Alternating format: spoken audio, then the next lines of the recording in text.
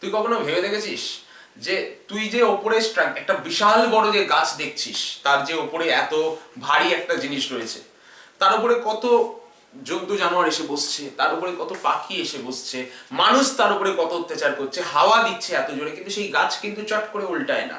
Because কি, তার নিচে কি আছে? তার নিচে কি সিমেন্ট দিয়ে বাঁধিয়ে রেখেছিস? তা তো নয়। কি ব্যাপারটা, রুটটা রাইটলি ডিস্ট্রিবিউটেড আছে। মানে শুরু থেকে তারা এমন ভাবে রুটগুলোকে ছড়িয়ে রেখেছে যাতে ওই গাছটা কোনোদিনও উল্টাবে না। যতদিন গাছটা বেঁচে থাকবে ততদিন গাছটা ওইভাবেই থাকবে। সো লাইক তোদের যে লাইফ, আমাদের যে লাইফ, সেটাও একই রকম।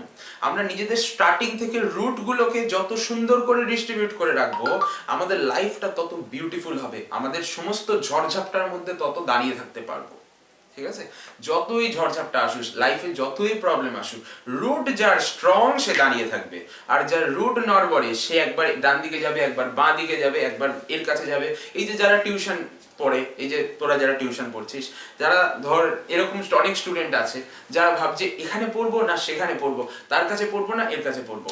তোমাকে মেন জিনিসটা মাথায় রাখতে হবে, তোমার রুটটা স্ট্রং করতে হবে। তুমি সেখানেই পড়বে যেখানে তোমার রুটটা স্ট্রং হবে, তবেই তোমার লাইফটা কিন্তু স্ট্যান্ড করবে, দাঁড়াবে। না হলে কিন্তু ওই সামান্য ধাক্কা লাগবে, পড়ে যাবে। ঠিক আছে? মেনলি আমাদের লাইফের এটাই প্রবলেম হয়। ঠিক আছে? সো পড়াশোনার প্রথম দিন থেকে এত সুন্দর করে পড়াশোনাটাকে করতে হবে যাতে ভবিষ্যতে কোনোদিনও কোনো প্রবলেম আসলে ইউ ক্যান লাইটলি সেটাকে প্লে করে বেরিয়ে চলে যেতে পারবি, লাইটলি সেটাকে খেলার মতো করে খেলে বেরিয়ে চলে যেতে পারবি। ঠিক আছে? এইটা তোকে তৈরি করতে হবে, শুধু পড়াশোনার ক্ষেত্রে নয়, জীবনে যে কোনো কাজ। তুই পড়াশোনার পরে যখন চাকরি বাকরি করবি তখন তোর রুটটা এতটাই স্ট্রং করতে হবে। ধর তুই কোনো এক্সট্রা কারিকুলাম অ্যাক্টিভিটিস করছিস, সেখানেও তোর রুটটা স্ট্রং করতে হবে। একটাই জিনিস, রুটটাকে স্ট্রং কর, प्रॉब्लम तो आता ही रहेगा, है ना?